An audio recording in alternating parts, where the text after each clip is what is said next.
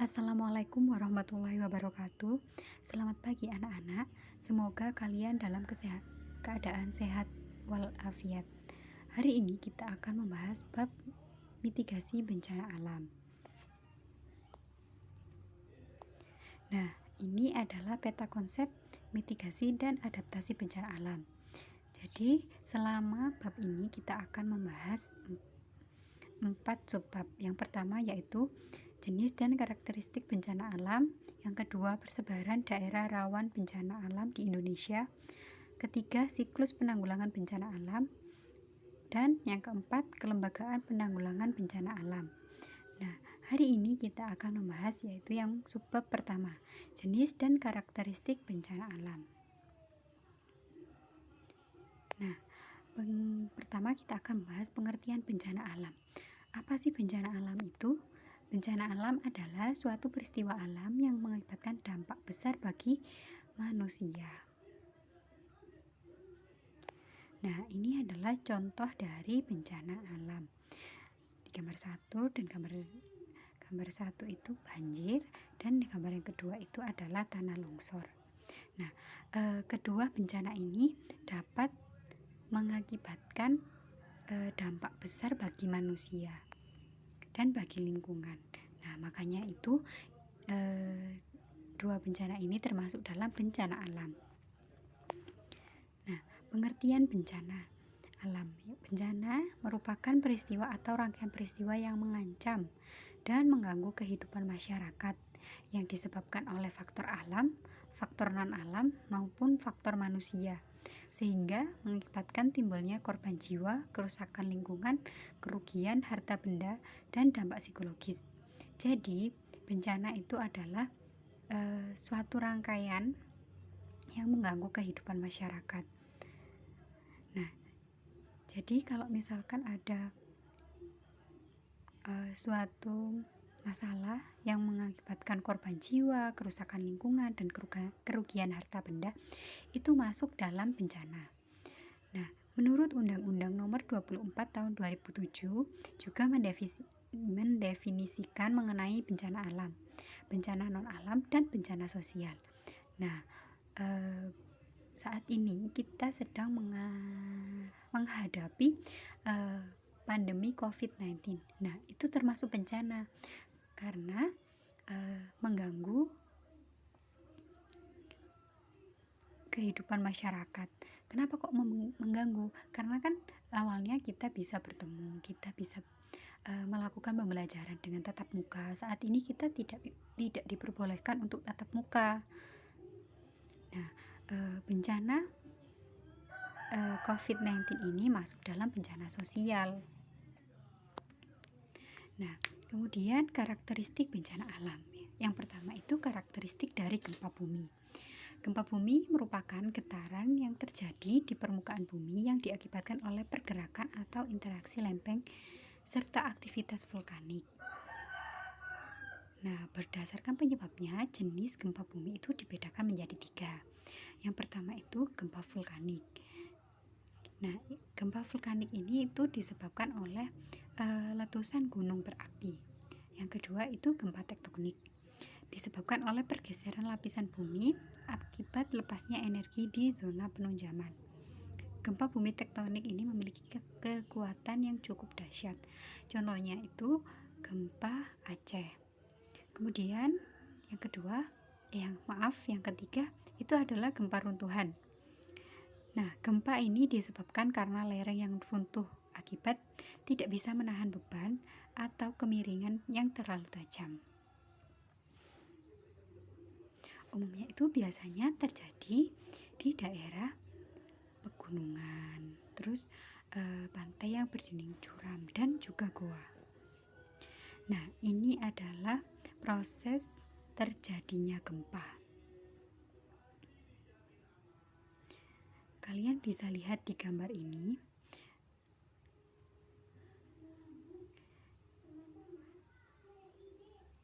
Kemudian yang kedua, tsunami.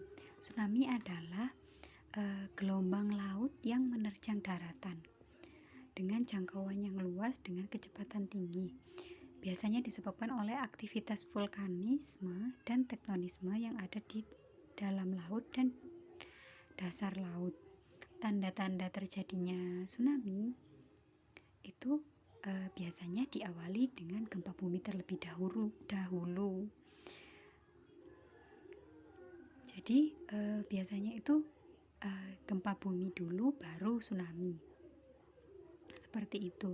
Nah, karakteristik dari tsunami itu, gelombang tsunami bergerak dengan kecepatan tinggi dengan periode tsunami cukup bervariasi, mulai dari 2 menit hingga lebih dari 1 jam. Panjang gelombangnya sangat besar, antara 100 sampai 200 km. Kecepatan gelombang tsunami dipengaruhi oleh kedalamannya. Semakin dangkal kedalaman air, kecepatan akan semakin menurun. Namun ketinggian gelombang akan semakin meningkat.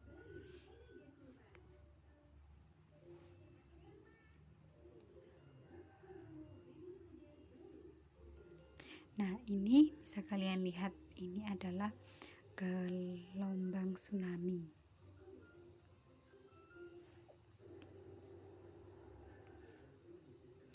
Dan yang ketiga adalah banjir. Banjir adalah fenomena suatu daerah tergenang oleh air dalam jumlah yang begitu besar. Nah, kalau banjir bandang itu adalah banjir yang terjadi di daerah permukaan rendah karena curah hujan tinggi datang secara tiba-tiba dan sangat cepat.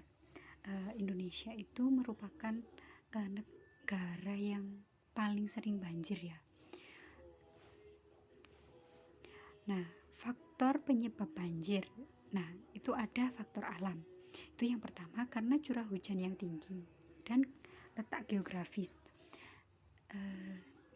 Bisa saya beri contoh seperti kota Jakarta. Itu sering sekali terjadi banjir. Nah, itu kenapa? Karena Jakarta itu adalah daerah pesisir. Nah, karena kepadatan penduduknya, terus banyak juga gedung-gedung yang tinggi. Nah, itu menyebabkan tekanan di permukaan bumi. Jadi tanahnya setiap tahun itu turun 1 cm. Sedangkan dia itu adalah pesisir yang dekat dengan laut. Jadi sering sekali terjadi banjir rob. Selain itu di ibu kota Jakarta juga lebih banyak gedung daripada pohon, sehingga untuk menyerap air itu sangat rendah. Kemudian faktor campur tangan manusia. Nah, seperti penebangan hutan secara liar.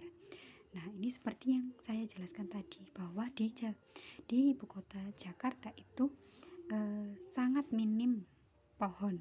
Jadi itu juga yang menyebabkan terjadinya banjir. Kemudian peningkatan jumlah penduduk, selokan atau saluran yang tersumbat. Nah, ini juga dapat menyebabkan banjir. Kenapa?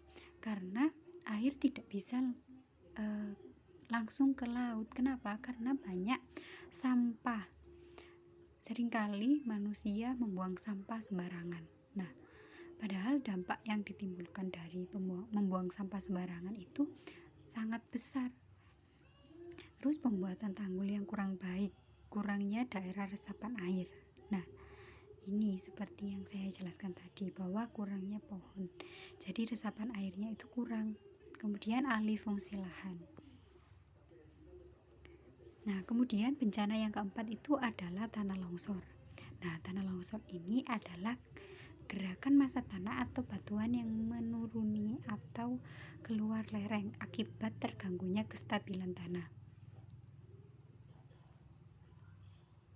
Faktornya juga ada 2, faktor alam dan faktor manusia.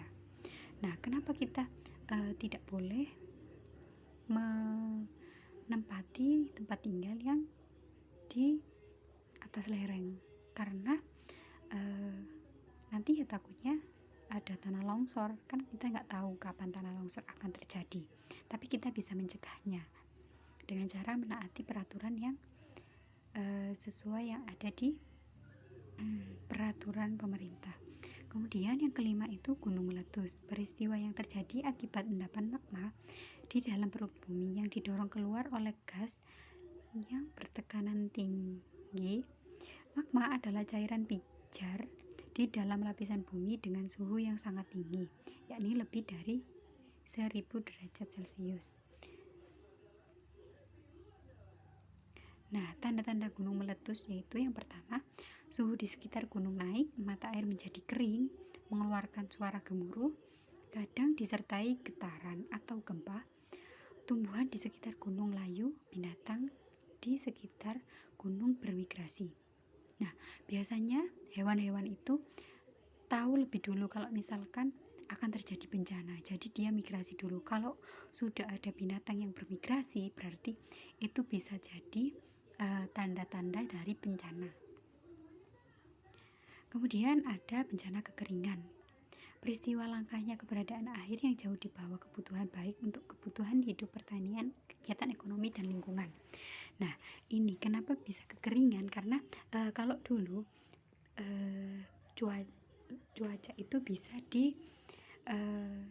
prediksi. Jadi misalkan bulan April sampai bulan Juni itu musim kemarau, bulan Agustus sampai Maret itu hujan. Nah, kalau sekarang itu tidak bisa diprediksi karena terjadinya pemanasan global. Jadi kalian pernah melihat berita di Australia yang kebakaran itu kan awalnya juga karena kekeringan. Nah, karena adanya pohon yang bergesekan jadi akhirnya kebakaran. Kekeringan ini juga membawa dampak buruk bagi masyarakat dan tumbuhan, hewan juga.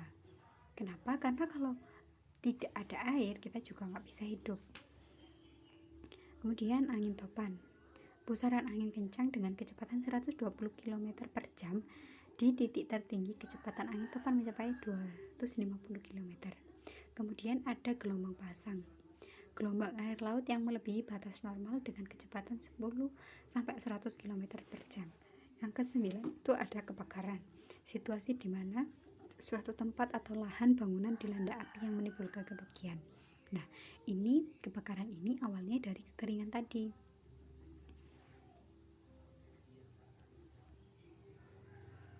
Nah, ini gambar pertama itu adalah gambar kekeringan. Kalian bisa lihat bahwa tanahnya itu rekat-rekat karena kurang air. Kemudian itu angin topan dan gelombang pasang, terus yang terakhir itu kebakaran. Oke, jangan lupa untuk tugas hari ini silakan kalian rangkum penjelasan saya tadi, kemudian dikumpulkan di ketua kelas dalam bentuk foto. Nah, untuk ketua kelas silakan menghubungi saya. Sekian yang dapat saya sampaikan. Saya ucapkan terima kasih. Tetap jaga kesehatan, selalu jaga jarak. Jika di luar rumah jangan lupa pakai masker, bawa hand sanitizer. Terima kasih. Wassalamualaikum warahmatullahi wabarakatuh.